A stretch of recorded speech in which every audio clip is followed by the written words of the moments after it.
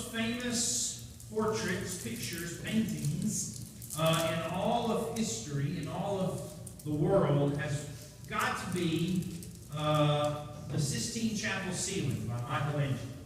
And that was painted in the early parts of the 1500s, and it contains scenes from all throughout the Bible. There's over 300 different figures that are included in these paintings of people and of events in the Bible and things like that. And that's in the Vatican, there in Italy, where the Pope lives.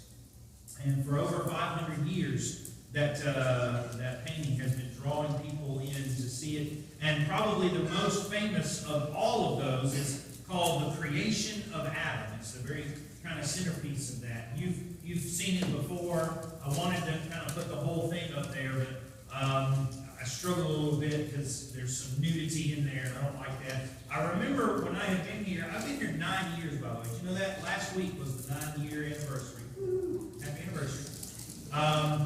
But probably the first couple of years that I was here, I wanted to reference something in that painting. And so the way that I took care of it was I put the whole thing up there, but I dressed Adam's naked in the picture. And we don't need a naked Adam in the church building in any shape, form, or fashion. So I corrected it. I put jean shorts on Adam, and I put a Clemson t-shirt on him. I don't know if anybody remembers that. But, that was my way of cleaning things up a little bit. Autumn was not happy with that, so I decided to get away from it this time. I've just got this one little, centerpiece, this one little depiction. But that is a very famous work of art, and it has stood the test of time because it really has a lot of important ideas imprinted into this one little image, this one little picture. And if you kind of visualize the rest of it in your mind, God is on the left of the picture, and he's a little elevated, and Adam is a little lower, and he's there, and their arms are reaching out towards one another. And this image here is the very center of that painting. And they're at the very center of that, where they're reaching towards one another. But the way that Michelangelo depicted God and Adam, they're very different portrayals. God is he's almost painted in a line from his whole body extending from the side of the painting towards the center. And he's reaching, it's like he's stretching out and he's reaching. Whereas Adam is he's got this kind of more of a languid look to him. His head is kind of drooping to the side. He doesn't have a lot of motion, to him. He's just kind of sitting there. And he's actually kind of curving away from. He's actually looks like he might even be withdrawing from the center of the picture. Which doesn't matter too much until you think about it. Even though he's kind of drawing back, his back is kind of curved back, his arm is still kind of reaching out and reaching towards God. There are some theories that say when Michelangelo was getting ready to paint this on the ceiling, it took him 4 years, from 1508 to 1512 or 1513, to paint this on the ceiling. It is huge, and he would spend all this time looking up. Then he did these sketches, these hand drawings, and he would submit them to the cardinals. He would submit them to people to approve them and talk about them. And in some of the earlier sketches of this, the fingers actually touched. And it was eventually decided that they needed to do away with that there needed to be this gap. If you look, you can hopefully see that there's a space between the fingers. The moment when Adam and God's fingers touch, that's supposed to be the spark of life. That's supposed to be when Adam is given life, divine energy from God. And everything in the painting indicates that God is doing everything he can. He's stretching out. His body is completely extended. His elbow is completely extended. His arm is out, and his finger is articulated. God's articulated finger. Your finger has these digits. And it's possible for these two hands to touch right now. If you look at them, there's only one reason why those fingers are not touching at this exact moment. And that's because the figure on the right, that is Adam, even though his hand is reaching out, just the last digit of his finger is curved. Can you make that out? All he has to do is stretch out that one last little bit of his finger, and then he makes contact with God. And that gap is said to be intentional. Michelangelo put it there on purpose, to represent for each and every one of us the fact that God is right there, and God is reaching out, and God has done every possible thing from his end to reach us.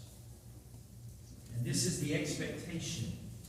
This is the hope. This is the possibility of man making contact with God. But we have to just extend that barest bit in order to make contact.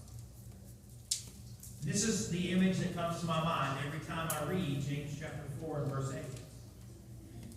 As it talks about the way that we live, in verse 7, submit to God, resist the devil, and he'll flee from you. Draw near to God, and he will draw near to you.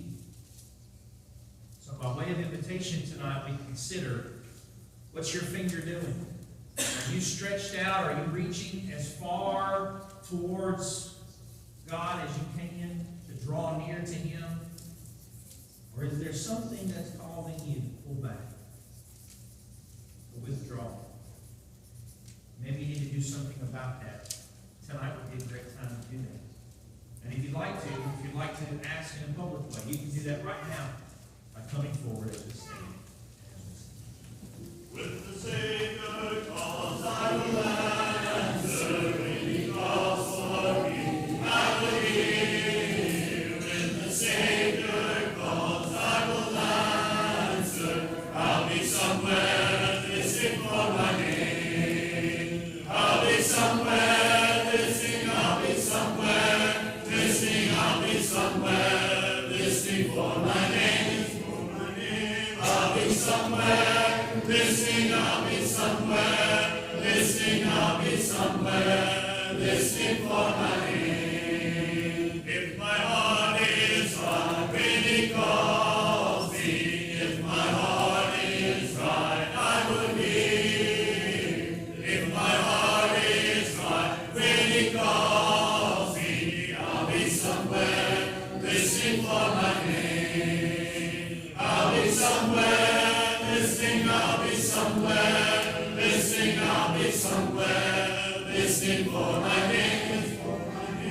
I'll be somewhere listening, I'll be somewhere listening, I'll be somewhere listening for my name.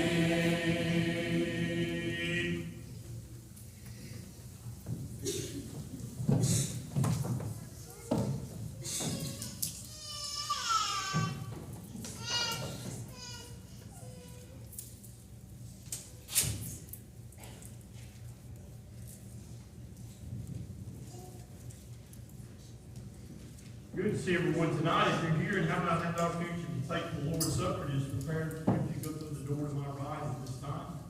Someone will be there to serve you. If you're in the 1st through 6th grade, instead of going to the fellowship hall tonight, you'll be going in the room across from the nursery. Give them ample time to get everything cleaned up down there from the baby shower this afternoon. Appreciate all of you ladies that helped with that and attended. And we wish Lucas and Amanda the best as they await the arrival of that precious little daughter.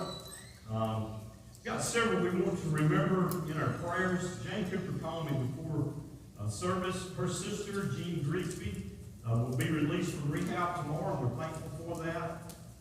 She also told me that Jamie Bogus is in Helen Keller. Please remember Jane. She's been battling cancer. I want to continue to remember Christopher Murphy. I announced this morning he's at Vanderbilt. He'll begin the process of taking treatments for leukemia, so please remember all of them. Philip and Barbara and all the family. Arden Thigpen is now at Mitchell Hollingsworth. Matt Kaiser's mother, Jamie Dunn, is in ICU in Little Rock, Arkansas. We also mentioned about Chad Valentine, who's battling COVID after having a liver transplant, so please remember all of these along with all the others that we have our number that are sick. We want to continue to remember Dwayne and Julie for the passing of Julie's mom. And again, we congratulate Deborah Pruitt over a new new granddaughter. Ellie Kay Austin was born on Friday. The proud parents are Brian and Taylor Austin. I think that's all that I've got tonight. We're glad that you're here. Hope you'll participate in all the different classes that we've got. Let's be dismissed at this time. Grill and Chill. I forgot to announce that this morning at Joe and Caitlin's house. That's for the preppers class. Appreciate them hosting that. I hope as many of you can will go and be there and enjoy a good time. Let's be dismissed.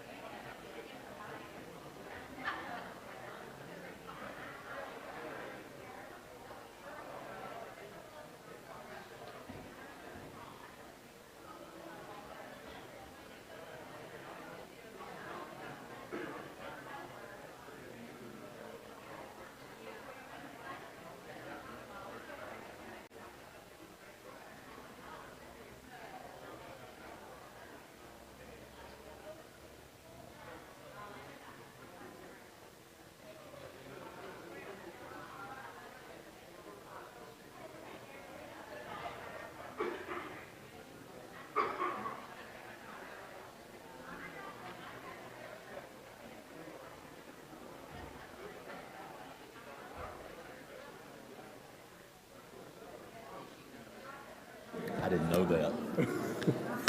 Go ahead and try it. I think I did. Dumb. I'm pretty dumb.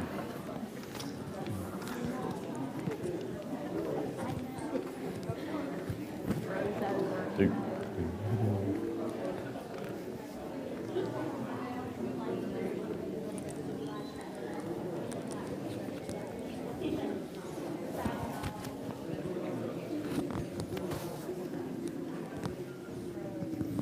How is everybody tonight?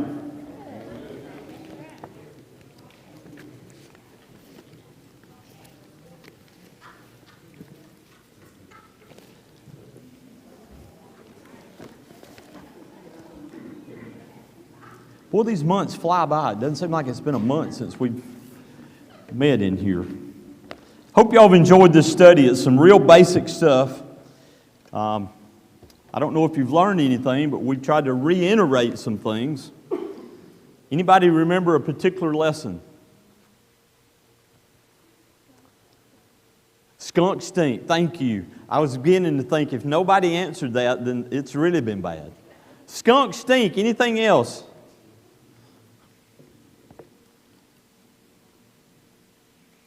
We talked about a lot of different basic things. All life is not fair. Skunk stink, take care of my stuff. We've talked about discipline. We've talked about there's a time to play and a time to work. We're talking about respect. Rules are for everybody. We're going to talk about one of my favorite subjects tonight.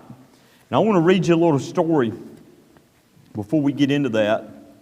He has a story with each one of these lessons. Any of you in here ever pick cotton?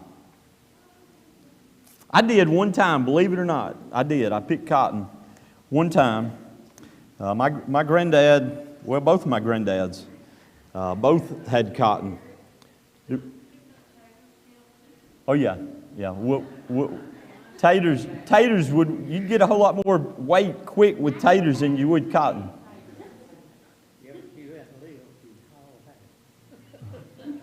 Hauling hay is not fun. That's real work, for sure. Listen to this story here. It says, I was a few years past the first grade when the events of a hot summer afternoon let me know I needed a refresher course in honesty. Mother, somebody took my money. I'd come in from the field for lunch and told her. Well, your brother came in from the field a while ago, Mother said. I saw him disappear under the floor. Where do you keep your money, Ken? Mother and Daddy always allowed us privacy until they had a need to look in our affairs, and I still believe parents have the right. In a safe place under the floor, I replied, and I just checked on it. It's not there. Suddenly, Larry walked through the door holding money to pay me. I verbally attacked him. Thief, that's my money. You stole my money. Larry was stunned. Well, Larry, did you take Ken's money? Mother's voice was soft but stern. Well, Mother, Larry, into the bedroom. You and I have some serious things to discuss. Larry, like me, had much love and great respect for Mother. She was always gentle. But when her soft voice became stern, we preferred a whooping instead of a discussion. As Larry disappeared into the bedroom with Mother at his heels, my win-win scheme transformed itself into a lose-lose disaster. I was left to my own thoughts of money, cotton, and rocks. Here's what had happened earlier that day. About 10 o'clock that morning, Larry had announced that he had some things to do and he was taking off at noon. I was envious of that. So when he started bemoaning the fact that he would lose the extra money he could have earned that afternoon, this little idea jumped all the way from my old coloring book and landed squarely on my shoulder. Tell you what, Larry, I proposed, I'll sell you my cotton at a discount. Daddy will then pay you when you leave the field today, and then you can pay me when I get home for lunch. Larry jumped at that opportunity. I wasn't about to lose any money, so I took 3 good-sized rocks and put them into my sack. Actually, the discounted amount I was to receive from Larry would be more than the full price I would ordinarily receive. I never imagined Larry would take my money to pay me. As I sat waiting for Mother and Larry to emerge from the bedroom, my conscience condemned me. What did he do with them rocks, reckon? Put them in that cotton sack, didn't he? My brother, whom I loved and adored, had done wrong, but unbeknown to him, he was my fall guy. My plan had done what I intended, and much, much more. Honesty, not money, suddenly became more important. Honesty, not money. Y'all help me as we turn and look at several verses here. Somebody read Ecclesiastes chapter 5, verse 10. Ecclesiastes 5, verse 10.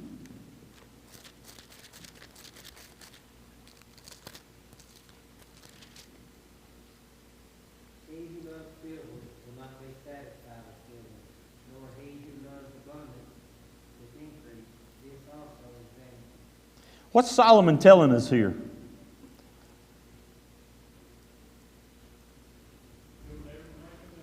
You'll never make enough. You'll never be satisfied, will you? Turn to Luke chapter 12.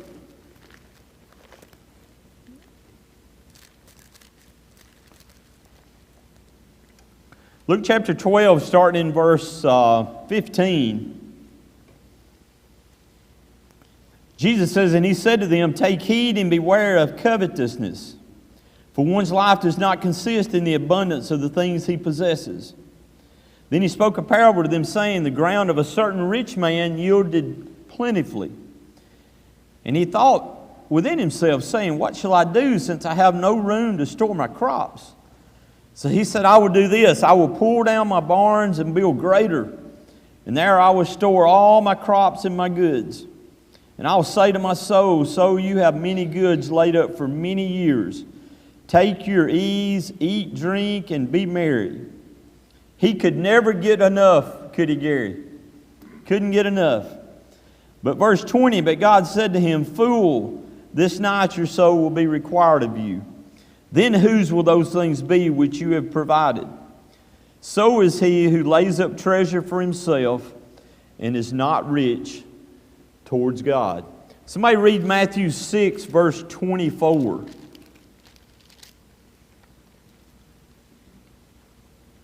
Matthew 6, verse 24.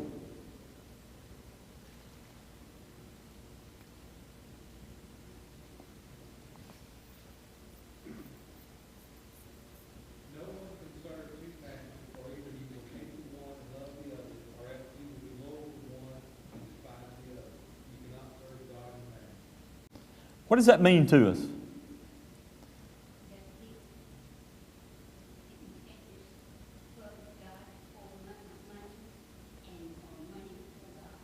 You got to pee a cat and you miss Jane. That's a valuable lesson we've got to teach to our kids and our grandkids. And it starts at an early age. Turn with me to Mark chapter 4.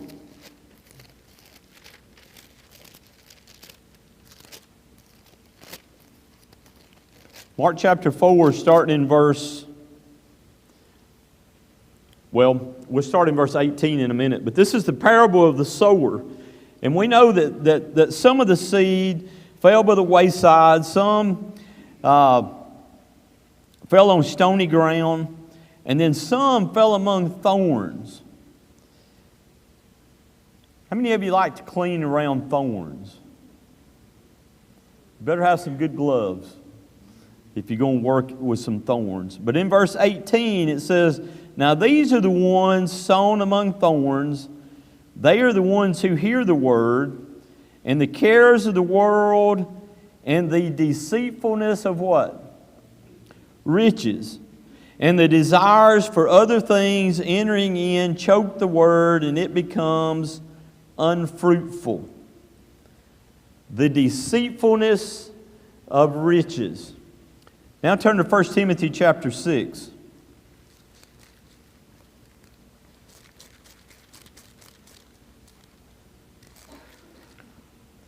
1 Timothy chapter 6. Somebody read verse 10. Well, before we read that, how many of you get up and go to work? Why do you do that? To provide. That's what we're commanded to do, isn't it, Todd? We're told to provide. If a man won't work, neither should he what? Neither should he eat. That's another lesson that we need to teach our kids, our grandkids, and society in general.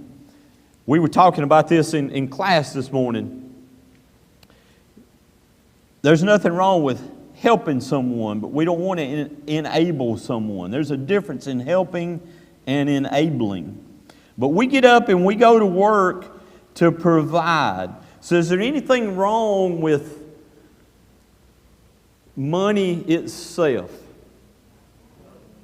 No, it's not. As my dad used to say, it makes the world go round. And it does. You got to have it to live, haven't you? Thank God for people that take a chance and they go out there on a limb and they're successful and they provide hundreds and thousands of jobs for different people across the United States of America. You got to have those that are willing to take a chance. There's nothing wrong with being blessed and having money. But somebody read 1 Timothy chapter 6, verse 10.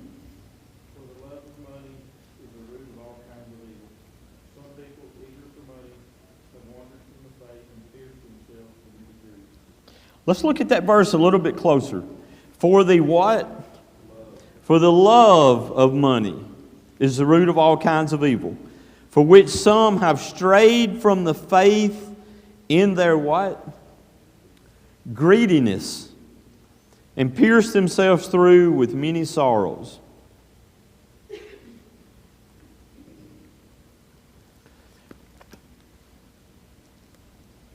Anybody guess what we're going to talk about tonight? The title to the lesson is Things Do Not Equal What? See if anybody can complete that sentence. Things do not equal. That's close. And that's true. That's 100% correct. But things do not equal happiness. What else? What? Success. Things do not equal success. That's true too.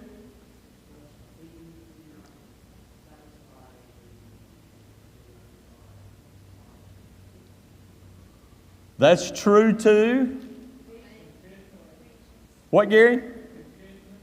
Things do not equal contentment. That's 100% truth too. Happiness. I'm looking for another, if it's a 4-letter word. Huh? Love. Nemo. You won the prize. I don't know what the prize is. Things do not equal love. Can I get an amen to that?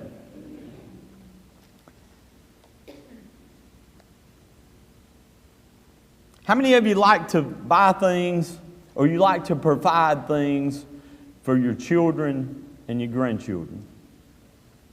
Okay? Is there anything wrong with that? No. There's not anything wrong with that. But in today's society, what have a lot of people, parents in particularly, tried to do? They've tried to buy their love.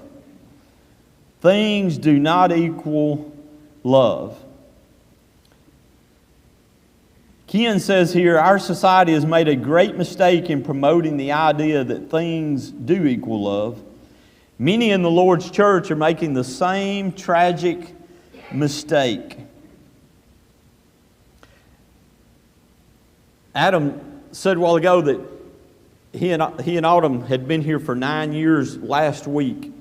And during the course of that 6 months, from the time he was coming from Seneca, South Carolina, we had different ones that filled the pulpit. And I was blessed to be able to speak a few times. And one of my lessons I talked about was tragedy. And I've talked about this before. But the definition I came up with, and I think I got this in a fortune cookie of all places, and I kept it, but the definition in there was tragedy is being successful in things that don't really matter. Being successful in things that don't really matter. What are some things you can be successful in that in the end don't really matter? Sports. What else? Being right. Okay. What else?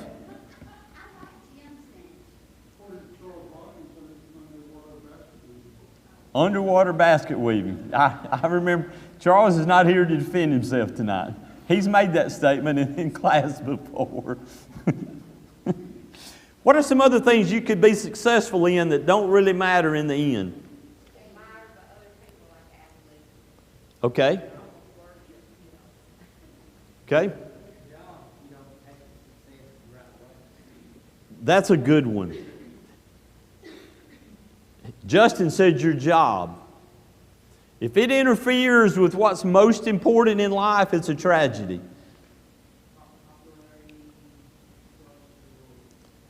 Popularity, social status, excellent answers. What else could be a tragedy? Power, yes, definitely. What else could be? Luxuries? Yeah, that could definitely be a tragedy. Yes? Okay. So the point here is there's a lot of things that could be a tragedy in the end if you didn't put first things first. I can remember I'd fuss growing up about having to pay taxes. And My dad, I've heard him say this several times. He said, son, I wished I could pay $1 million in taxes. Because if you did, you would have done what? You would have had a pretty good year. So, but we got to be careful and not get our things out of order. Turn to Matthew chapter 19. Matthew chapter 19, starting in verse 16.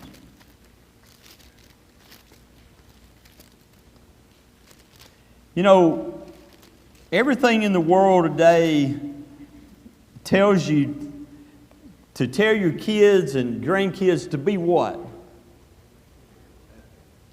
Be happy. Be kind. Be successful. Be successful. You got to do this. You got to do that. Be successful. Okay? You got to go to college.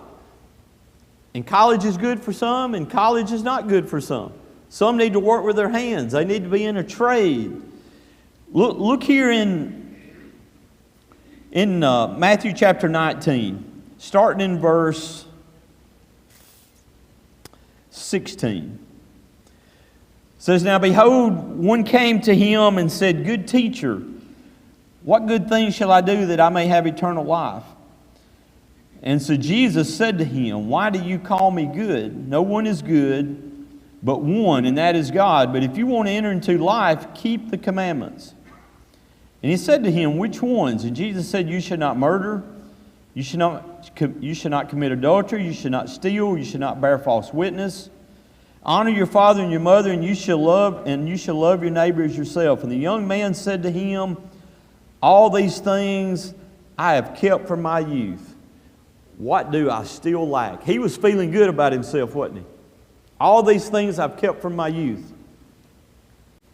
What do I still lack? And Jesus said to him, if you want to be perfect, go sell what you have, give to the poor, and you will have treasure in heaven, and come follow me. But when the young man heard that saying, he went away what? Sorrowful, for he had great possessions. Was it anything wrong with him having great possessions? But he couldn't what? He couldn't share. He couldn't let go of them. It was like the one that had the big harvest, and instead of sharing it, he tore down his barns and did what? Built bigger barns. Folks, if you're blessed, you need to share it with people. Because you're a steward on this earth for a short time, and then your time's going to be gone. And Charlie has never seen, where's he at? You ain't never seen that Brink truck going behind that hearse, have you? One time? It just happened to be in line with it. Yep. But do we spend as much time teaching our kids, our grandkids, and others that we're around? Do we spend as much time trying to teach them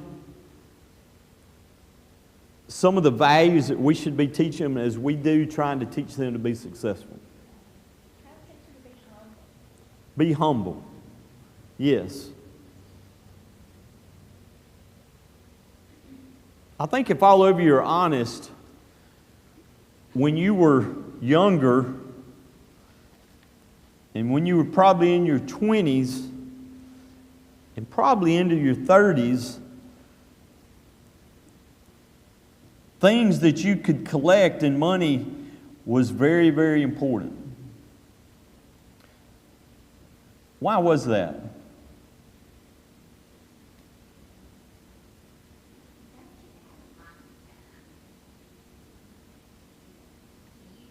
Okay, all right. Well, we were trying to get started in life, wasn't we? We was trying to get something, trying to buy a house. You know, you're raising kids, you're trying to prepare to save something for college, and it's stressful. It's stressful. So sometimes it takes us longer to really realize the things that are important. But he talks about materialism is killing the church, and it's killing America in general. He says, materialism is killing the church in America. It says this cancer is eating the very foundation of society. He said the attitude that money and things make people happy is only a trick of the devil. He says if things made folks happy and content, then consider the man who drives the best vehicle money can buy. He has 3 others in his garage. He lives in $1 million house. He makes $1 million a year. He goes where he wants, buys what he desires, vacations anywhere in the world. Why does he have ulcers and shot nerves? And why is he a worrywart? And why does he struggle with bad health? Afraid somebody's going to take it away from him. But that is his life. That's his life. And he can't be happy with any other thing. We need to make sure that we teach the younger generation that life is not about everything that you can accumulate. It will not buy happiness. How many of you know some very rich people? Okay? How many of them are truly happy that you know of? How many of them are truly content?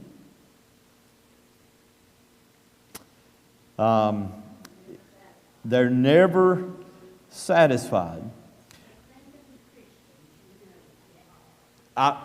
You beat me to the punchline, Miss Jane.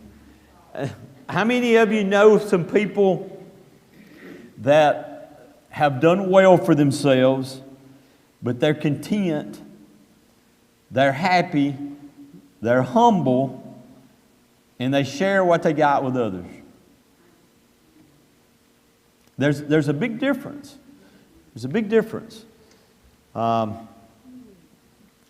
He goes on to say, many parents today will provide toys, devices, and things for their children, but they fail to give them what they need most. And we're going to look at these 5 things. The first one, he says, is God. Where do so many people fail in giving their children God? Bringing them to church. I want you to look right over here. This was last week. Sunday school, how many? 123. Sunday a.m. worship, how many? How many? 250. What's the difference in those two numbers? 127. I'm talking to the cream of the crop tonight. 127 people wasn't here for Bible study. That tells me that they don't think it's important, or they would be here. Does anybody agree? That's a pet peeve of mine. It always has been.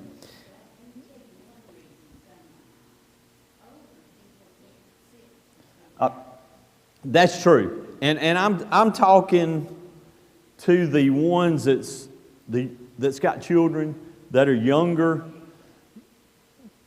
that should be here. That's a good point, Miss Jane. But let me ask you this. The ones that have children and they're not bringing them to Bible class, do you think they would think about not sending them to school tomorrow? What's the difference? Priorities. Thank you. That's the difference, is priorities. So he says here, many parents today will provide toys, devices, and things for their children, but they fail to give them what they need, and that's Bible class. They learn about God in Bible class. Michael?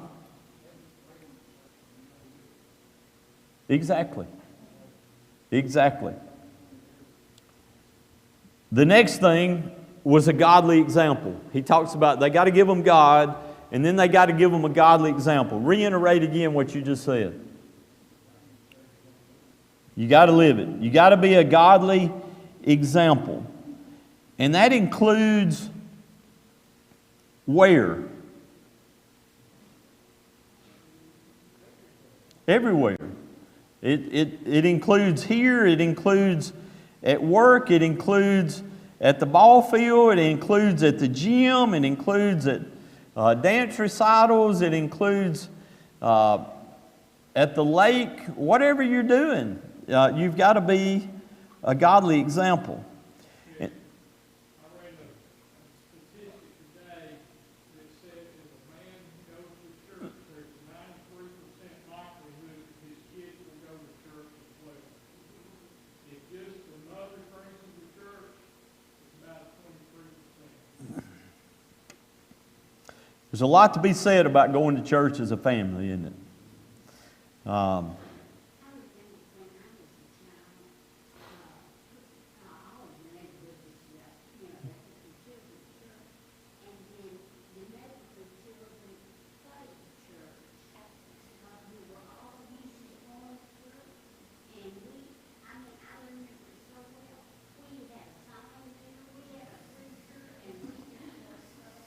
Yep.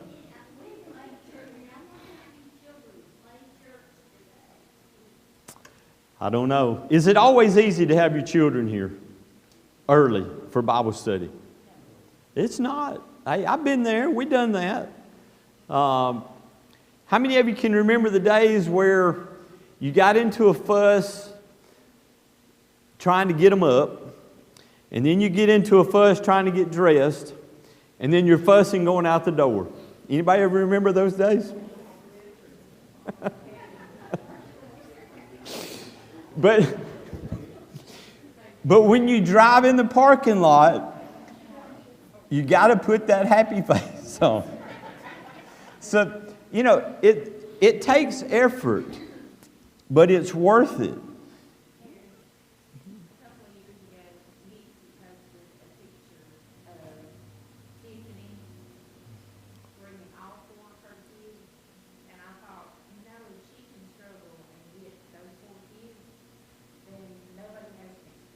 Exactly. Now there are extreme, reasons why some people can't, but, I thought if you don't have any reason not to be there, then if she can do it, then anybody can. Well, I guess the one that gets me the most is I just needed that extra hour of sleep. I mean, that one just, I don't know. Lewis, that one just tears me up. I needed that extra hour of sleep. Next thing he says is they need most, they need God, they need a godly example, and they need quality time. What is quality time?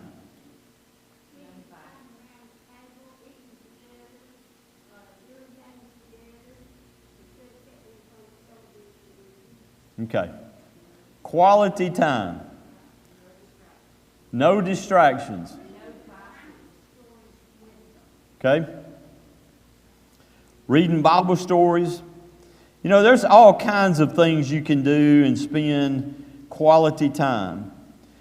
Now, you got to remember what your kids and grandkids enjoy doing may not be what who enjoys doing. May not be what me or Todd enjoy doing. But you got to do what? You got to do it. Sometimes you got to, you just got to suck it up and spend the quality time, and I guarantee you'll enjoy it.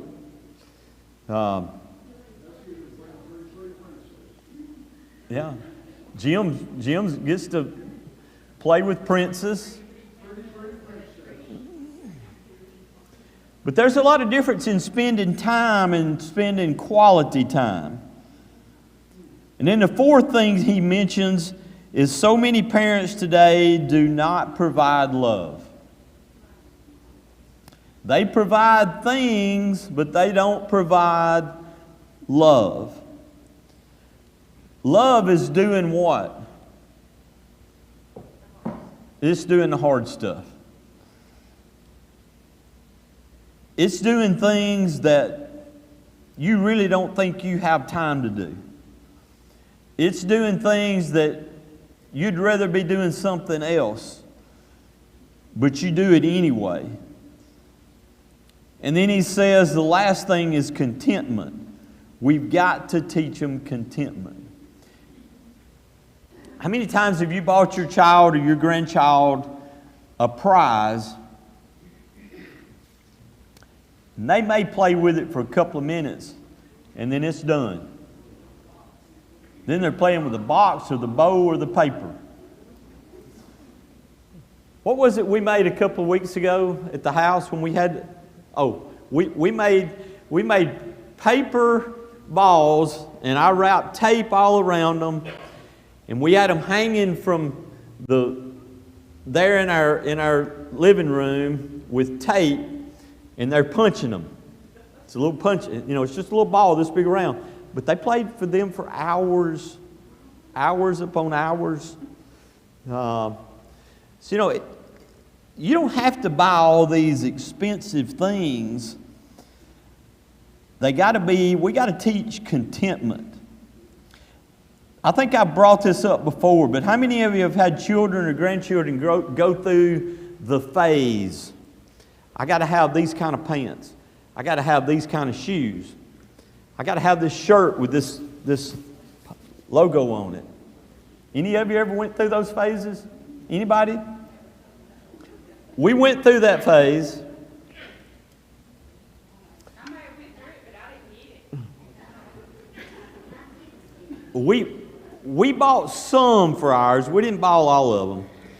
But I think one of the best things that ever happened is the first year we went to Mexico. Who was on that first trip? 2001. Bob was. Tiffany was. Anybody else in here on that trip? Who is that? Wade. Me no English. Me no English.